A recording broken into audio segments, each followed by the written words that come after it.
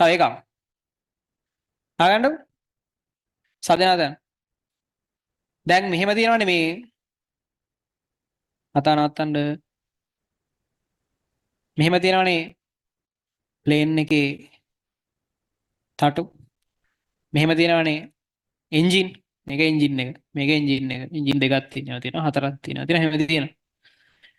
එතකොට මේ එන්ජින් එකේ තියෙනවා මෙහෙමනම් එන්ජින් එක ඕගොල්ලෝ දැකලා තියෙනවා මේවා මෙතන තියෙනවා මෙහෙම මොකද්ද ප්‍රොප්ලර් එකක් ඒ කියන්නේ අර තටු තියෙනවනේ තියෙනවා ප්ලේන් එක තියෙන ප්‍රධානම ප්‍රශ්නේ තමයි ප්ලේන් එකක් ඔය කියන අඩි 35000 වඩා ලොකු උසවල් වල යද්දී පරිසර උෂ්ණත්වයේ සෙල්සියස් අංශක ඍණ ගණන් වල තියෙනවා ඍණ ගණන් වල තියෙනවා කියන්නේ අනිවාර්යෙන් මේ තටු මිදෙන්න පටන් ගන්නවා. ඒ කියන්නේ වතුර පොඩ්ඩක් වැටිච්ච කියන්නේ වතුර ගතියක් ආපු ගමන් ඒ වතුර ටික ටක් ගාලා අයිස් වේගෙන ගිහින් මේ තටුව මිදෙනවා. තටුව මිදිච්ච ගමන් මේ තටු කරගෙන නැති වෙනවා. තටු කරගෙන නැති වුණොත් මොකද වෙන්න ඕනි කියන්නේ කියලා මම කියන්න ඕනේ නැහනේ. එතකොට ප්ලේන් එක කඩා වැටෙනවා. ඒක ඇවිල්ලා ප්ලේන් වලට ඉස්සරහින් තිබිච්ච ලොකුම ප්‍රශ්නයක්. ඉහළ මේ මට්ටම් වලදී තියෙන අධික පරිසර සීතල උෂ්ණත්වය නිසා තටු මිදෙනවා. තටු මිදෙන එකෙන් ප්ලේන් එකේ තටු කරව ගන්න බැරි වෙලා ගිහින් ප්ලේන් එක කඩා වැටෙනවා. ඉතින් ඒකට ඒ කාලේ යෝජනා වෙච්ච ක්‍රමය තමයි හරිද? දැන් මම අද හවසත් යන්න ඕනේ. මේ කියන්නේ මට දැන් මේ දවස්වල මේවම තමයි තියෙන්නේ. හරිද? එතකොට මේ ඒ කාලේ මේ යෝජනා වෙච්ච විදිහ තමයි ප්ලේන් එක ඇතුලේ උණු වතුර හදලා උණු වතුර වලින් උණු වාෂ්ප අරගෙන උණු වාෂ්ප හැම වෙලාවෙම මේකට ස්ප්‍රේ කරනවා. ඒතර උණු වාෂ්ප මේකට ස්ප්‍රේ කරනවා කියන්නේ ඇතුලෙන් යවනවා. ඇතුලෙන් යවද්දි මේක රත් වෙනවනේ. ඒතර මේක රස්නේ තියාගන්න පුළුවන් කියන්නේ මිදෙන්නේ නැහැ. හැම වෙලාවෙම ලොකු රස්නයක් තියාගන්න පුළුවන් වුණාම මිදෙන්නේ නැහැ. ඒක එක සිස්ටම් එකක්. එතකොට ඒකට මුළු ප්ලේන් එක වෙනස් කරන්න ඕනේ. මොකද වර වාෂ්ප හදන තැන ඉඳන් මෙතෙන්ට මේ වාෂ්ප බට ගහන්න ඕනේ. ඒ බට වලින් ඇවිල්ලා රත් වෙලා මෙහෙම යන්න ඕනේ.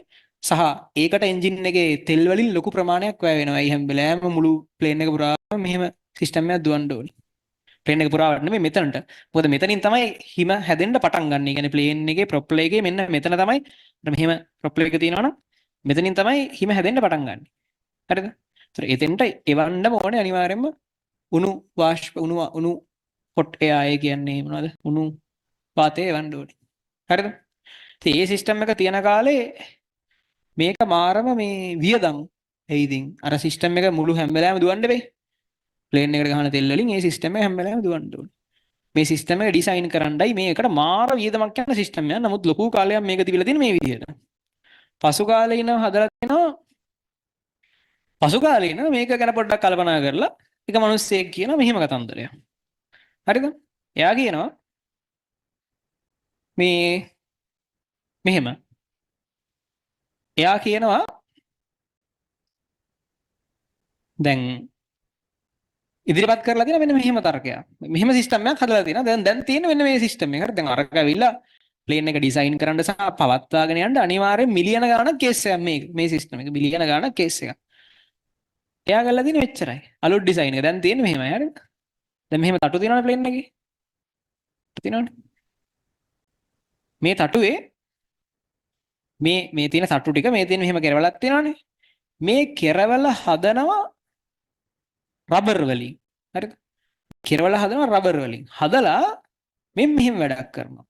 දැන් මේ තියෙන තටුවේ කේන්ද්‍රය නම් ඒ කියන්නේ මේ ප්‍රොප්ලර් එකේ මේ කරගෙන ගැජට් එකේ කේන්ද්‍රය නම් මේ තියෙන්නේ කේන්ද්‍රය නම් ඒ කියන්නේ මේ තියෙන්නේ අක්ෂය නම් මේ අක්ෂය නම් මෙන්න මේක වටේන් නම් මේක භ්‍රමණය වෙන්නේ මේක ගාන්ටම මේකේ උල මෙහෙම එන්න හදන්න නැතුව කේන්ද්‍රයෙන් පොඩ්ඩක් මෙහෙම එළියට පයින් විදිහට අසම්මිතික විදිහකට මේ උල හදනවා රබර් වලින් හදලා අසම්මිතික විදිහකට උල හදනවා හරිද ඒ කියන්නේ දැන් හරියටම ලස්සනයිනේ මෙහෙම තිබ්බනම් මරුනේ ඒ කියන්නේ කිසිම උලක් නැහැ මෙහෙම තිබ්බනම් අර ඒ කරලා තියෙන රබර් වලින් හදලා අසමමිතික විදිහට උල හදනවා හරිද රබර් ගෑල්ලක් දාලා මේ ලයින් එකේ නැතුව ඒ කියන්නේ කැරගෙන භ්‍රමණ කේන්ද්‍රේ නැතුව අසමමිතික විදිහට උල හදනවා එතන මොකද වෙන්නේ මොකක් හරි එකක් සමමිතිකව කරකවද්දී තමයි කියන්නේ දැන් හරියටම කේන්ද්‍රයෙන් සම්බන්ධ කරලා කරකවද්දී ලස්සනට කරගෙනවා පේනවා ෆෑන් එක උනත් හරියටම කේන්ද්‍රයෙන් මේ වෙලාවේදී හරියට ලස්සනට කරගෙනවා පේනවා අර පොඩ්ඩක් අසමමිතික වුණාම අර සමහර ෆෑන් තියෙන ඔය ස්පිරිතාලවල පරණ ඉස්කෝලවල එහෙම තියෙන පොඩ්ඩක් එහා මෙහා වුණා මොකද වෙන්නේ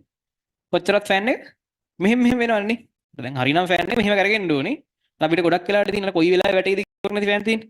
ෆෑන් එක මෙහෙම කරගෙන අසම්මිතික. ඒ කියන්නේ අක්ෂයෙන් පොඩ්ඩක් එළියට පැනලා තියෙන එක පොඩි දෝෂයක් හින්දා. එතකොට අක්ෂයෙන් පොඩ්ඩක් එළියට පැනලා මෙහෙම කරගෙන ෆෑන් එක. නේද? ඒතර මේකෙත් වෙන්නේ ඒ රබර් එක එහෙම කරගෙනවා. යකඩ නෙමෙයි රබර්නේ. රබර් කැල්ලක් එහෙම කරගද්දි කොච්චරවත් ඕක. යකඩ කැල්ලක් නම් කරගෙදි ටිකක් හරි ස්ථාවරත්වයක් තියෙනවා. රබර් කැල්ලක් කරගෙදි කොච්චරවත් එහෙම නටනවනේ. කොච්චරවත් එහෙම යනවා රබර් කැල්ලක් කරගවයි. මොකද වෙන්නේ? මෙතන එකතු වෙන වතුර නිදිලානේ මේක. මේ අයිස් වෙන්නේ. මෙතන වතුර එකතු වෙන සැරයක් ගන්න වතුර විසික් කරන එළියට. මේක විදින්නේ නැහැ. විදින්නේ නැහැ. තේරෙනවද කියන්නේ? අර මිලියන ගානේ සිස්ටම් එක රබර් කැලි දෙකක් දැම්ම රුපියල් 252යි වැඩේ ඉවරයි. හරි. හිතන්නකෝ ඒ කියන්නේ හිතන විදිහේ ඒවා. හිතන විදිහේ හිතන්නකෝ. අපිට හිතෙන්නේ මේකට පට්ටම සිස්ටම් එකක් දාලා නිකන් software එකකුත් දාලා වතුර මිදෙන්න තියෙන. එහෙමනේ. පට්ට සරල දේවල් තියෙන්නේ. හරි. එතන මාරම සරල අර පොඩි දේවල් ටිකක් තියෙනවා. ඒ කියන්නේ ඇත්තටම හිතා ගන්න බෑ. ඒ කියන්නේ මේ වගේ දේවල් වලින් තමයි මේවා තියෙන්නේ කියලා හිතා ගන්න බෑ. හිතෙන්නෙම අපිට නිකන් තේරෙන්නේ නැති සීන් එකක් ඇති කියලානේ. එහෙම නෑ. පොඩි දෙයක් තියෙන්නේ. පොඩි අදහසක්. මුළු ගමන් වියදමෙන් 100ට 10ක් 15ක් විතරයි. ඒ ඉතින් අර උණු වතුර එවන්න ඕනෙත් නෑ. 250න් දෙකයි වැඩේ කරන්නේ. හරි. එතකොට මේ ඔය තමයි දැන්ට පාවිච්චි කරන සිස්ටම් එක. හරිද? ඔය වගේම ගොඩාක් තියෙනවා ඉතින් ඔය වගේ ඇතුලේ. ඉතින් කොහොම හරි ඔය කියන්නේ ඔය ලෙවල් එකට ගියාට පස්සේ කෙනෙක් කොහොම හරි මේක පාස් වෙලා ඉන්ජිනියරින් ගියාම මෙඩිසින් ගියාම ඔය දේවල් ටික අපිට තියෙනවානේ. ඔය දේවල් වලට වෙන්න තියෙන මාස ගානක පොඩි මහන්සිය හින්දා ඒ වගේ ජීවිතයක් මිස් කරගන්න එපා. මොකද පොඩි කාලයක් ඔයා දැන් S එකේ ඉන්නව වෙන්න පුළුවන් F එකේ ඉන්නව වෙන්න පුළුවන්. ඔන්න තත්ත්වයේ හිටියත් මාස 6ක් මේකට හරියට කට්ට කෑවොත් එකට ඉන්ජිනියරින් මෙඩිසින් යන්න පුළුවන්. ඒක තමයි මේ විභාගේ හැටි. දේවල් ටික කරලා යන්න පුළුවන්. ගියාට පස්සේ මාස 6ක් මහන්සි වෙලා කවදාවත් අපිට ජීවිතේ එච්චර වටින අචීව්මන්ට් එකක් ගන්න බෑ. මාස 6ක් නෙමෙයි අවුරුදු 5ක් මහන්සි වුණත් එච්චර වටින අචීව්මන්ට් එකක් ගන්න බෑ. හරි. මාර වටින දෙයක්. මාරම වටින දෙයක්. ඒ නිසා පාඩු නෑ මාස 6ක් කට්ට කන්න මේකට. මාස 8ක් තියෙනවානේ. මේ කාලේ මේකට මහන්සි වෙන්න මාර වටිනවා.